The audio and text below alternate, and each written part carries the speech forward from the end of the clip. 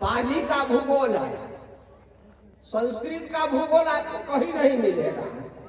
पाली का भूगोल है उड़िया, कन्नड़, तेलुगु, तमिल, महाराष्ट्र, मराठी, बंगाली, असमिया सबका भूगोल मिलेगा, लेकिन संस्कृत का भूगोल आपको नहीं मिलेगा।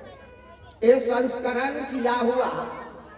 अब भाषा वैज्ञानिकों ने पता लगाया है कि 1000 वर्ष से पहले पाली संस्कृत का कहो, आज तक पुरातत्व के आधार पर कोई लेख, शिलालेख, राजाओं का मुद्रा पर या कोई भी साक्ष्य आज तक प्राप्त नहीं हुआ। इसीलिए पाली जो है, ये पाली भाषा में ही हम ये बुद्ध नमस्कार, पंचशील कीर्तन का पाठ किए। सबसे पहले जो हमने बोला नमो तस्सा भगवतो अरहतो सम्मा सम्बुद्धस्सा, मैं नमन करता हूँ उनका जो अरिहत है। अरि माने दुश्मन और हत माने मारने वाला होता है। तो बंधुओं, ये मानव के दुश्मन कौन है? निश्चित रूप से मानव के दुश्मन मानव के ही अंदर है। एक कौन है दुश्मन मानव के अंदर? लोभ, क्रोध, भय, तृष्णा।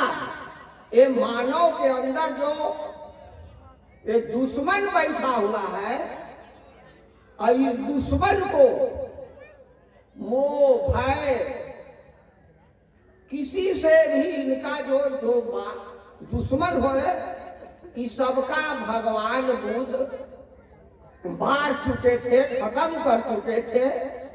इसीलिए इनको अरिहत कहा गया है। तो बंधुओं, सबसे पहले मैं उन भगवान बुद्ध अरिहत का नमन करता हूँ जो इस विश्व में पहला वैज्ञानिक हुए और जिनका वैज्ञानिक विचार आज भी वैज्ञानिक आधार पर सत्य है। इसीलिए आइंस्टीन ने कहा कि भगवान बुद्ध का विचार और सम्राट अशोक के काल इस पृथ्वी पर वैज्ञानिक मस्तिष्क को संतुष्ट करता है। इसके बाद में हमने पढ़ा बुद्धम शरणम गच्छामि।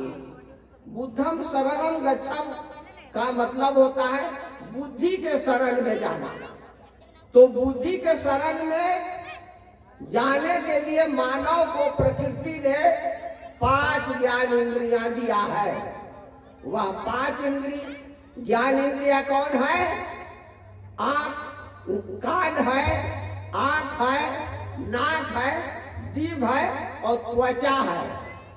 इससे किसी बात को हम देख करके, सुन करके, सूंघ करके, चख करके, छू करके पता लगाते हैं।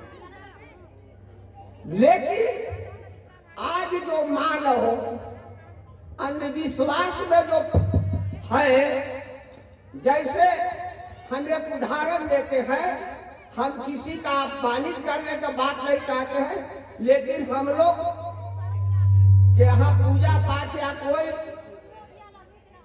क्रियाकर्म होता है तो गोबर का गणेश बनाया जाता है। बंधुओं, हमारा आंख जो है देख रहा है कि वो गोबर है, आंख देख रहा है, लेकिन हम अपने ज्ञान इंद्रिया का जो भगवान बुद्ध कहे कि उस पर विश्वास करो, क्या हम उस पर करते हैं? अगर हम गोबर को आंख से देखने पर गोबर कहते तो हम गोबर का पूजा नहीं करते। तो आज जो हम लोग गोबर का पूजा करते हैं, तो यह जो है आपके ज्ञान इंद्रिया पर आपको विश्वास नहीं है या ज्ञान इंद्रिया को आप अवहेलना कर रहे हैं। तो दूसरा जो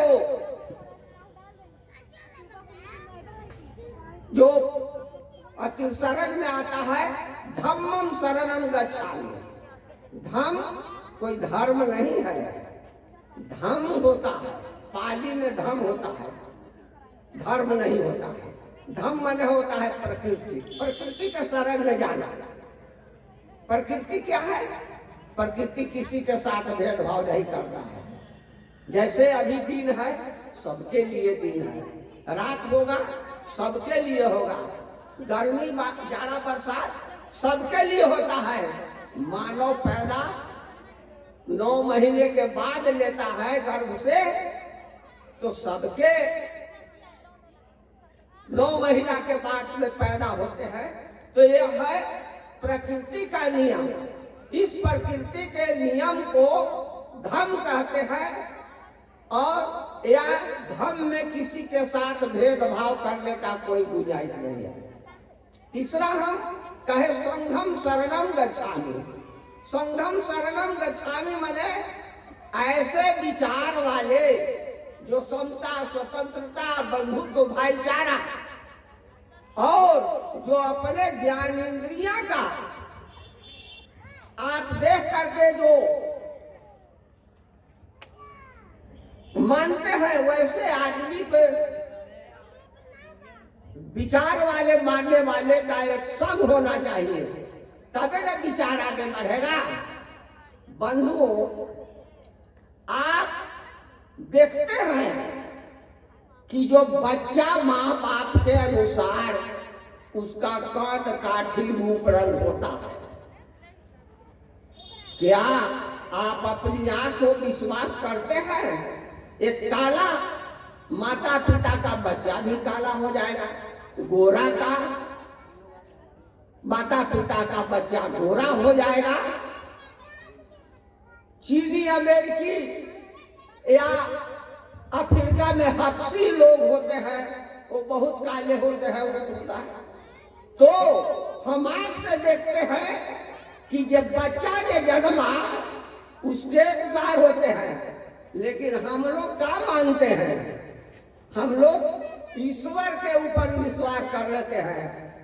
अरे भाई, जवानी में ही अपना नया रूप बच्चा का रूप में आप आ गए, आपका पुनर्जन्म हो गया। आज जो बच्चा का जिसका ये हो रहा है, यह क्या है? यह माता पिता द्वारा नया पुनर्जन्म हो गया, और जिसका खानदान चल रहा है वह अमर है। वो अमर है क्योंकि वो नया जीवन धारण करके जल रहा है। बच्चा के रूप में जन्मना एक पुनर्जन्म हो गया। आप और पुनर्जन्म आप खोज रहे हैं कि मरे पर होगा, मरे पर कुछ नहीं होता है। जब बच्चा पैदा होता है तो हम देखते हैं कि उसके रंग रूप का है। हम आप पर विश्वास नहीं करते, हम सोचते हैं कि भगवान जन्म दिए हैं। अरे भगवान जन्म देते तो लाए हुआ साबुन जैसे कांटा में निकलता है, ये रकम होते। साथियों, नेशनल जनमंच को सब्सक्राइब करें, साथ ही बेल आइकन की घंटी को बजाएं।